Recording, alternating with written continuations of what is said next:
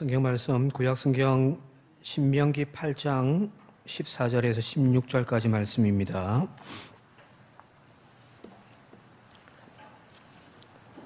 구약성경 274쪽 신명기 8장 14절에서 16절까지 내 마음이 교만하여 내 하나님 여호와를 잊어버릴까 염려하노라. 여호와는 너를 애굽 땅 종되었던 집에서 이끌어내시고 너를 인도하여 그 광대하고 위험한 광야 곧 불뱀과 전갈이 있고 물이 없는 간조한 땅을 지나게 하셨으며 또 너를 위하여 단단한 반석에서 물을 내셨으며 내 조상들도 알지 못하던 만나를 광야에서 네게 먹게 하셨나니 이는 다 너를 낮추시며 너를 시험하사 마침내 네게 복을 주려 하심이었느니라. 아멘. 여기까지 인도하신 하나님께 감사함을 드립니다. 우리 제 목소리가 아닌 여러분들의 목소리로 하나님 감사합니다 한번 하고 시작합시다. 준비되셨습니까? 뭐라고 한다고요? 제가 한번 함께 큰 소리로 다른 교회 하나님 감사한다고 저기 쫓아가심이 아니라 이 자리에 먼저 오셨으면 좋겠습니다. 함께 우리 외치겠습니다. 하나님 감사합니다. 예, 하나님이 우리의 감사를 정말 진실로 받았으면 좋겠습니다. 여러분들 남산하면 떠오르는 것들이 뭐가 있습니까? 서울에 있는 남산 하면 남산 타워, 남산 돈가스, 또 남산 케이블, 여러 가지 또 사랑의 자물쇠 같은 것도 있고 한데 이런 것들이 물론 우리가 잘 알고 있는 남산을 대표하는 것들이겠지만 또 하나 우리가 남산하면은 기억해야 할 것 중에 하나가 있는데 그게 뭐냐면은 명동역 1번 출구에 나오면 명동역 1번 출구에서 나오면은 남산 따라 쭉 올라가다 보면은 노랑 나비들이 쭉 이렇게 이제 배열되어져 있는 곳이 나옵니다. 그 노랑 나비를 따라서 쭉 따라 올라가다 보면은 남산 예장공원 입구가 도착하는데 바로 거기서부터 이제 국치길이라고 하는 편말이 나옵니다. 국치, 나라 국자에 치욕스러울 치자. 그래서 국치길이라는 길이 이제 쭉 이어져 나오는데 2019년도에 서울시가 남산 일대 1.7km 사진 보시면 나옵니다만은 역사 탐방길이라고 해서 이제 이 길을 조성해 놓은 거예요. 이 길은 1910년도에 우리가 일제에 강제 합병되어졌던 그 합병을 하는 그 체결되었던 장소가 바로 통감관저인데 그 터가 여기에 있다고 합니다. 그리고 쭉 올라가다 보면은 조선 총독부, 그러니까 우리 그 경복궁 바로 앞에 있는 조선 총독부 말고요. 본래 있었던 조선 총독부 터가 그 길에 보면 또 있고요.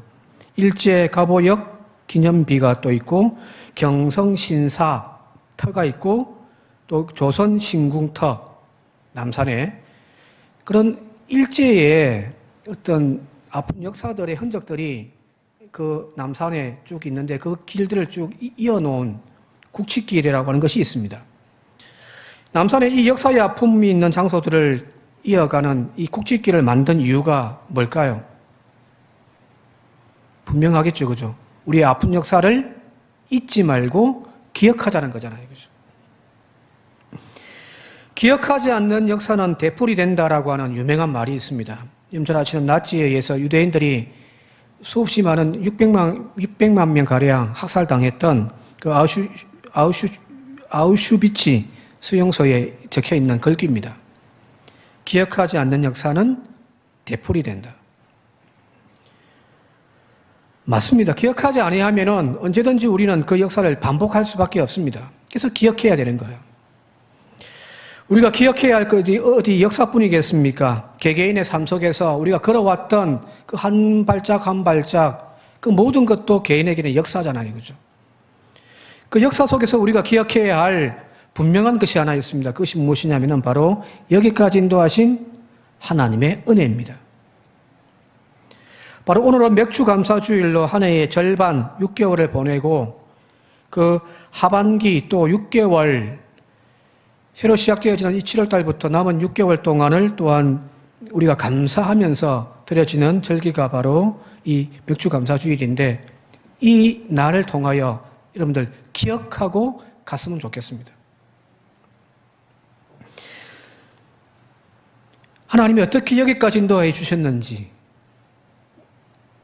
하나님이 어떻게 나를 붙들어 주셨는지 그 속에서 감사하며 새롭게 출발하는 시간이 바로 이 맥주감사주일이 아닌가 싶습니다.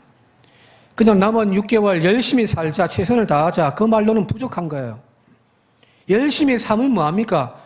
그 열심히 산 나의 삶이 하나님과 대적되어지는 삶을 산다면요, 하나님과 점점 더 멀어지는 그런 성공을 우리가 살아가고 있다면 의미가 없잖아요. 그죠?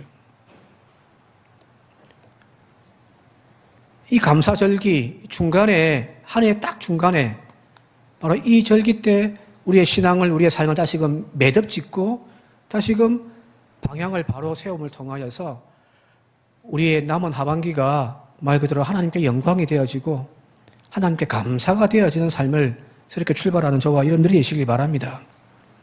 우리가 이전에 불렀던 찬양 중에 주님 뜻대로 살기로 했네, 주님 뜻대로 살기로 했네, 그죠?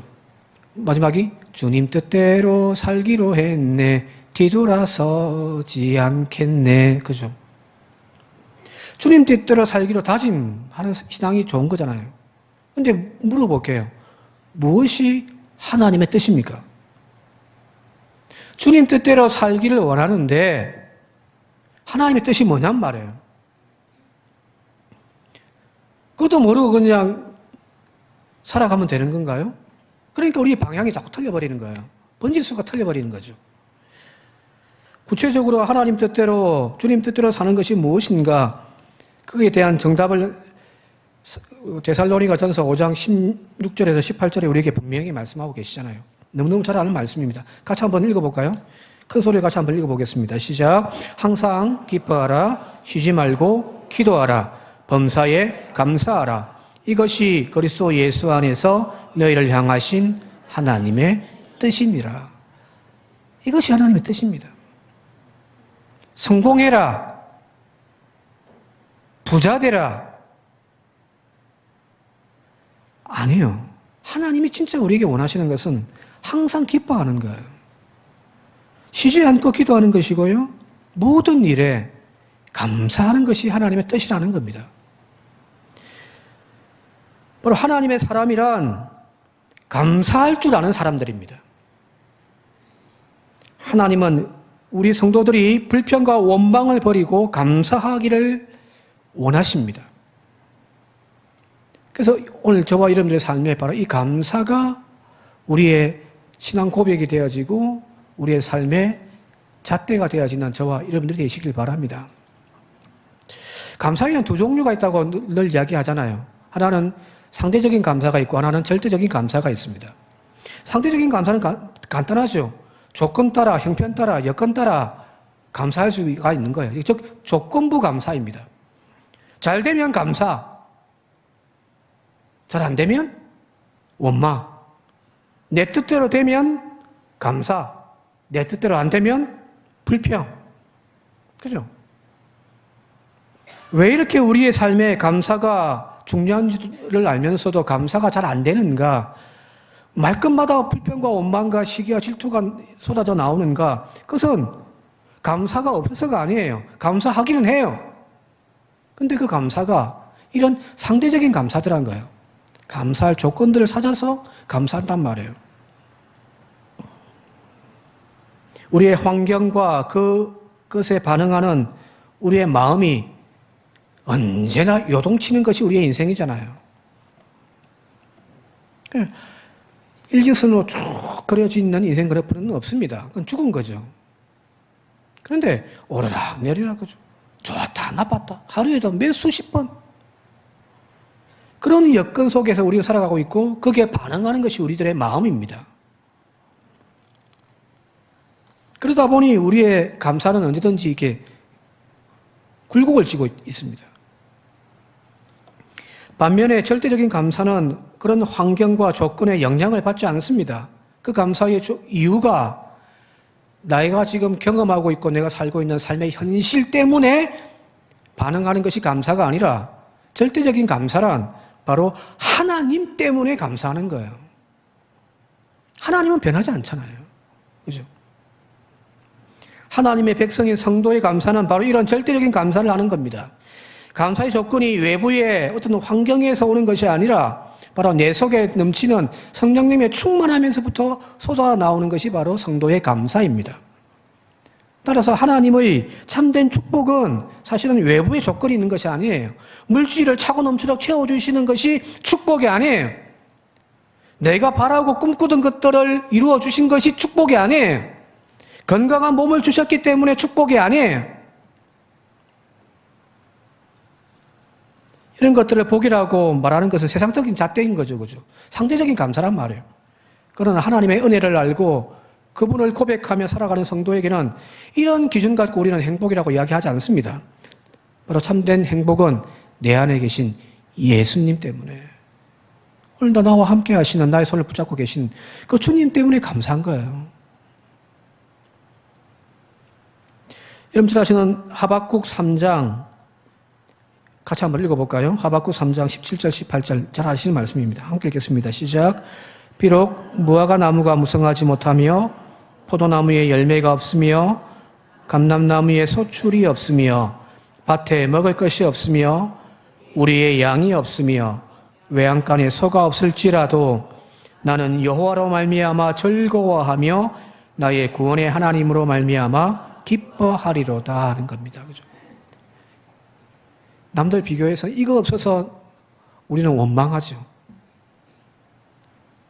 남들은 건강하게 다 사는데 나는 병들은 내 육체 때문에 우리는 원망하고 불평한단 말이에요.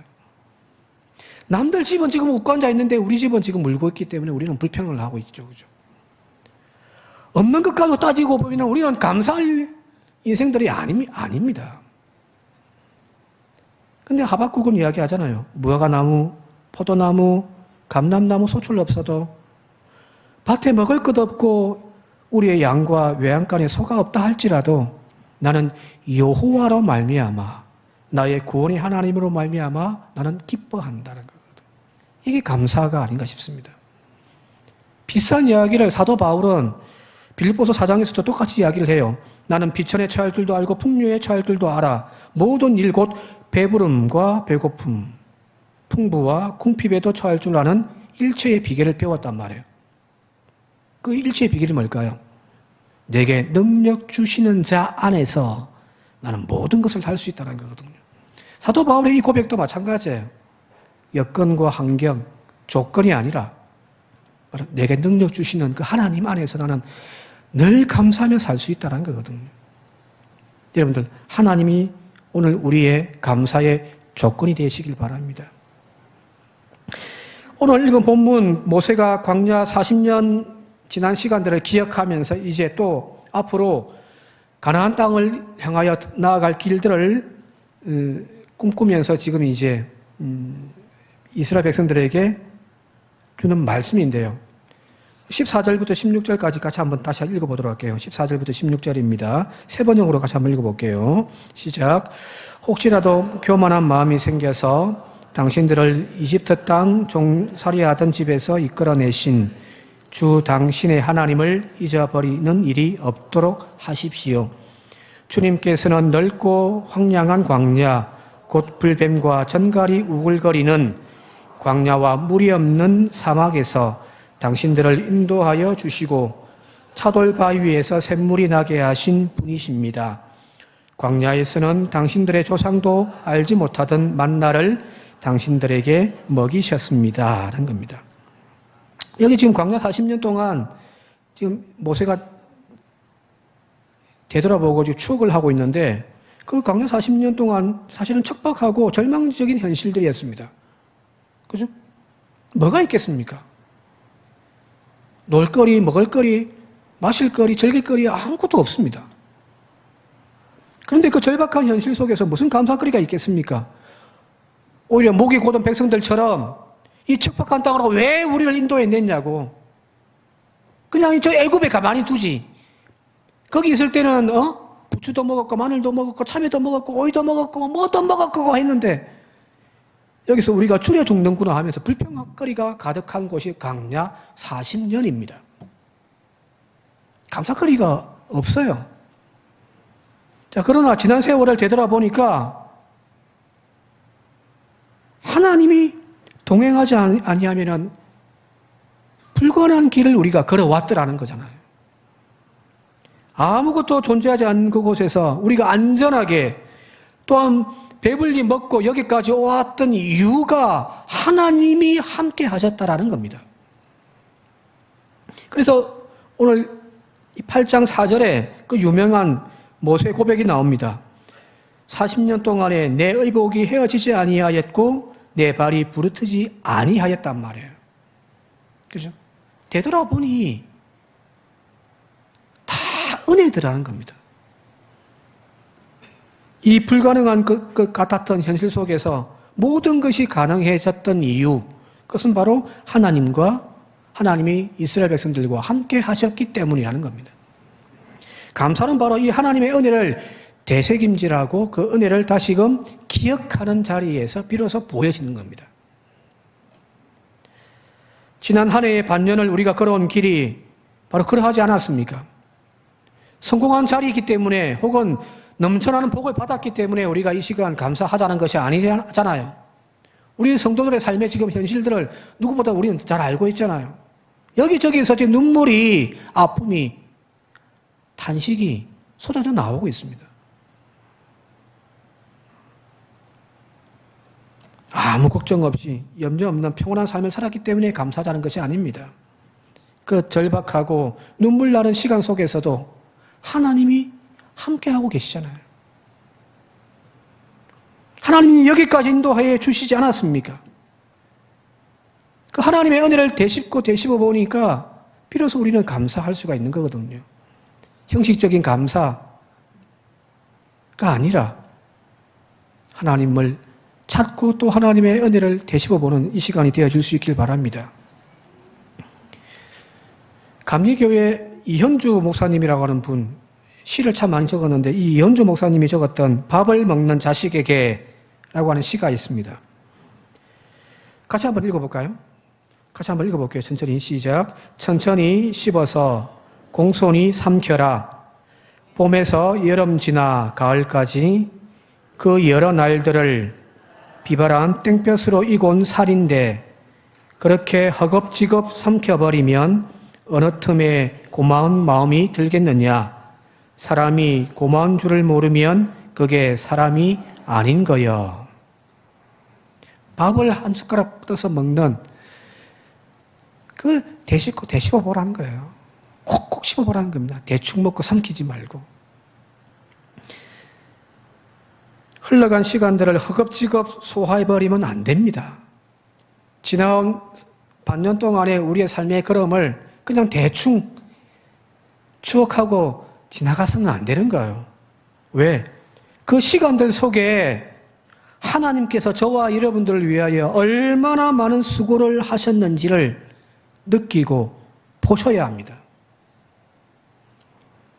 하나님께서 나를 위해, 우리를 위해 얼마나 많은 일들로 수고하셨는지를 되씹어보고 천천히 씹어보아야 비로소 은혜를 아는 겁니다. 그 은혜를 알지 못하는 사람이 고마운 줄 모르면 그게 사람인기요? 그죠? 농부의 수고와 땀을 되새기지 못하니 밥을 대충 먹고 뭐라고 이야기하냐면은 밥맛이 있니 없니 이야기하는 거죠. 그죠? 그게 불평하는 거죠. 마찬가지로 지난 한 해 동안 하나님의 수고와 애씀을 내 인생의 순간순간 되새겨보지 못하고 있으니 우리의 입술에서 불평과 원망과 절망의 소리가 넘쳐나는 겁니다. 이 맥주감사주일은 농사도 하지 않는 저와 여러분들이 뭐하러 이 맥주감사주일을 지킵니까? 그런데 딱 한 해의 절반을 우리가 이 감사의 절기로 드리는 이유는 다른 것이 아니에요. 여기까지 인도하신 하나님의 은혜를, 하나님의 그 수고하심을, 땀 흘리심을 한번 되씹어 보자는 겁니다. 이 감사절기를 통해서 다시 지난 시간들을 되새겨보는 저와 여러분들이 되시길 바랍니다. 순간순간을 다시 한번 복귀해 보십시오. 정말 눈물 흘렸던 그 시간들이 있었는데, 정말 절망하여 주저앉았던 그 시간들이 있었는데, 하늘도 보이지 않고 앞도 보이지 않았던 그 상황 속에 있었지만, 그러나 되돌아보니 그 속에서도 하나님의 은혜가 나를 붙잡고 계셨음을, 이렇게 세워주셨음을 다시 한번 더 깨닫는 저와 여러분들이 되시길 바랍니다. 그래서 감사한 거예요. 그죠? 저는 개인적으로 세상 사람들과 만날 때와 하나님을 믿는 믿음의 식구들을 만날 때 다른 것 중에 하나가 뭐냐면 언어 습관이에요. 제 형제들 중에서 또 제 친구들 중에서 교회 다니지 않는 예수를 잘 모르는 그런 사람들과 만나서 이야기하다 보면은 대부분 뭐라고 이야기하냐면 못 살겠다고 이야기를 합니다.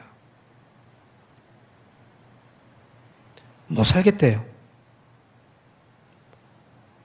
자식 때문에 못 살겠고, 남편 때문에 못 살겠고, 돈이 없어 못 살겠고, 못 살 이유가 너무너무 많습니다. 불평의 말들이 너무 많아요. 근데 따지고 보면, 저희가 몇 번 말씀드렸습니다만, 저희 형제들이 한 달에 버는 월급들이 저보다 훨씬 많거든요. 자기들이야 부부가 버니까. 근데 제가 버는 것 갖고 사는 것이랑 그들이 버는 것 비교해보면요, 비교가 안 됩니다. 근데 못 살겠다고 이야기를 합니다. 그럼 우린 죽어야죠. 말끝마다 못 살겠다고 하면 힘들다고 이야기를 합니다. 그죠? 세상에 경제가 잘 돼도 경제가 어렵다고 하고, 경제가 못 돼도 경제가 늘 어렵다고 이야기를 하잖아요? 그죠? 자, 반면에 믿음의 사람들 만나면은 말부터 틀려요. 아무리 힘들고 어려운 현실 속에서도 그래도 하나님께 감사하다라고 이야기를 해요. 물론 그 말이 진실인지 그 감사의 깊이가 얼마나 되는지는 모르겠습니다만은, 그러나 말끝마다 하나님 감사합니다. 그죠? 여러분 안 하세요? 하시죠? 적어도 우리의 언어 습관에는 하나님 감사합니다라고 하는 것이 버릇처럼 되어 있단 말이에요. 즉 감사가 언어 습관이 되어 있는 사람들이 성도들입니다. 저는 바로 이 성도의 감사의 이 언어 습관이 바로 우리가 받은 은혜 중에 은혜가 아닌가 싶습니다. 바로 우리도 소처럼 되새김질을 잘하는 그런 성도가 되어질 수 있길 바랍니다. 그냥 언어의 감사를 넘어서서 정말 되씹어서 하나님의 은혜를 또 단맛을 또 느낄 수 있는, 그래서 어떠한 형편과 어떠한 상황 속에서도 하나님 감사합니다 라고 고백하는 그런 저와 여러분들이 되시길 바랍니다. 모든 것이 보이지 않는 절망적인 순간, 그 절망적인 순간 속에서도 이전에 받은 그 은혜를 기억해 보십시오. 여기까지 인도하셨던 그 하나님의 은혜의 손길이, 나를 붙들고 계신 그 하나님의 은혜의 손길이 짧아지지 아니하였음을 다시금 고백할 수가 있습니다. 졸지도 주무시지도 아니하시는 하나님 믿고 또 감사하면서 일어설 수가 있더라는 거거든요. 그죠? 다시 앞으로 돌아가면은 데살로니가전서 5장 18절에 이렇게 범사에 감사하라. 이것이 하나님께서 너희를 향하신 뜻이라는 겁니다. 맥주감사주일은 바로 그런 절기가 아닌가 싶습니다. 지나온 날들을 되돌아보고요. 그래서 여러분들 정말 한 해를 되돌아보니 정말 감사할 거리가 하나도 없습니다 하시는 분은 오십시오. 제가 돈 드릴게요. 돈 받으시어서 그냥 그거라도 감사하시기 바랍니다. 그런데 따지고 보면 지난 반년 동안 감사하지 않을 것이 없습니다. 사실은 모든 것이 감사합니다. 그죠? 아까 우리 예배 전에 찬양 불렀습니다만은 감사 위에 감사를 덮으면 은혜 위에 은혜가 덮여지는 거예요. 그죠? 은혜 위에 은혜를 덮여주셨기 때문에 감사하는 것이 아니라 감사하고 또 감사하다 보니까 되돌아보니 모든 것이 감사가 되는 겁니다. 모든 것이 은혜이고요. 그죠? 그것을 다시 고백하는 절기가 바로 이 맥주 감사절입니다. 어쩌면 1년의 반, 딱 이때에 하나님께서 맥주절을 지켜라. 또 1년의 이제 마지막 시점에 추수감사주의를 지켜라. 성경대로 한다면 맥주절, 수장절, 하나님 지키라고 하는 이유가 바로 그 부분이 아닌가 싶습니다. 그런데 이 수장절, 추수감사주일날 11월 달에 드려지는 1년의 농사 모든 것 다 마치고 난 다음에 드려지는 이 추수감사주일의 특징은 과거지향적이라고 지난번에 한번 말씀드렸습니다. 농사 다 끝냈어요.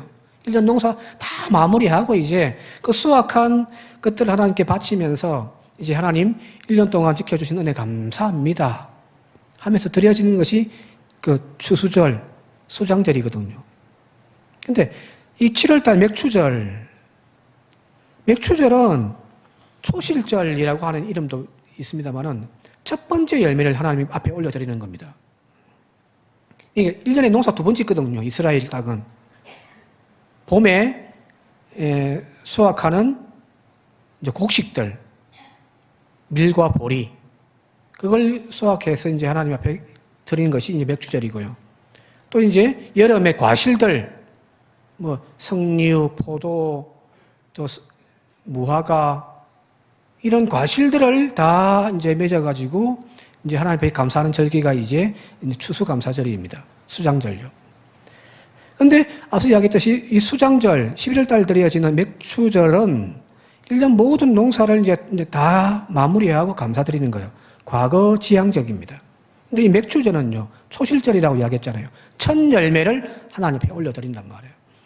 자, 여기 지금 밭이 있으면은 농사 지을 때에 한 모퉁이를 그걸 딱 구별해 놓습니다.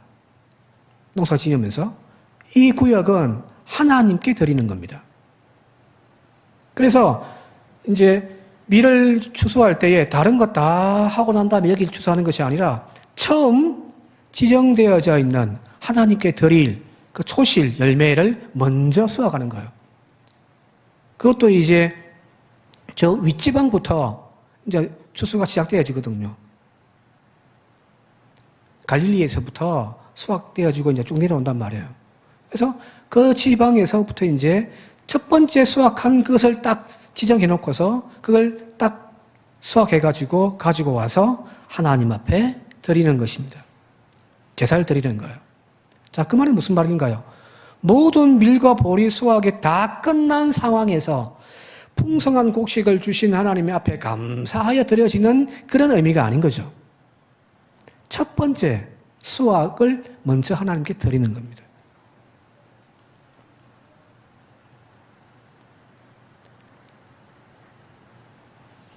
이것은 지금까지 보호해 주시고 은혜 주신 하나님 앞에 감사하는 과거 지향적인 감사가 아니라는 거예요.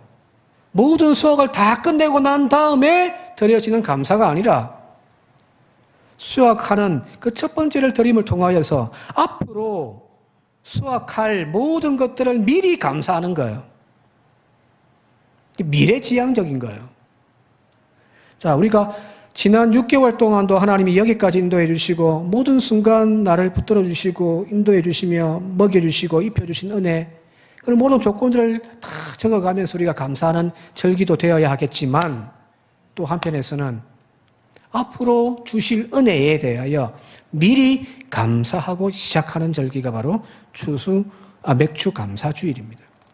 오늘 바로 이 하루가 그런 절기의 날이 되어질 수 있길 바랍니다. 미리 감사하십시오. 다시 한 번 더 말씀드리면 감사 위에 감사를 덮으면 하나님께서 은혜 위에 은혜를 덮어주실 줄 믿습니다. 그래서 지난 날들은 절망이고 한숨이고 부족함이고 눈물이었다면 남은 하반기는 하나님께서 우리에게 예배하신 그 은혜들로 채워가는, 추수해가는 그런 기쁨의 감사가 넘쳐나는 우리 성도들, 저와 여러분들 되어질 수 있기를 시간 주님의 이름으로 축원드립니다. 함께 기도드리겠습니다. 고마우신 아버지 하나님, 한 해의 절반을 보내며 하나님 앞에 먼저 감사 예배 드리며 남은 우리의 하반기를 믿음으로 출발하기를 원합니다. 불평하던 입술을 바꾸어 다시금 기쁨의 노래를 부를 수 있게 하시고 욕심만 쫓아가던 저희들의 삶에 받은 은혜를 헤아려 감사하는 저희들의 믿음이 회복되게 하옵소서. 하반기에는 아버지 하나님 우리의 흘렸던 눈물을 닦아주시는 은혜가 있게 하시고 주저앉았던 성도의 삶을 이렇게 세우시는 하나님의 축복이 있게 하시고 비어져 가던 우리의 곳간에 하나님께서 때마다 일마다 채우시는 그 은혜를 기적처럼 경험하는 성도들의 삶이 되어지게 하여 주옵소서. 그리하여 감사를 잃어버리는 저희들이 아니라 감사에 감사를 더하여 가는 저희들이 되게 하옵소서. 우리 구주 예수님의 이름으로 감사 기도 드리옵나이다. 아멘.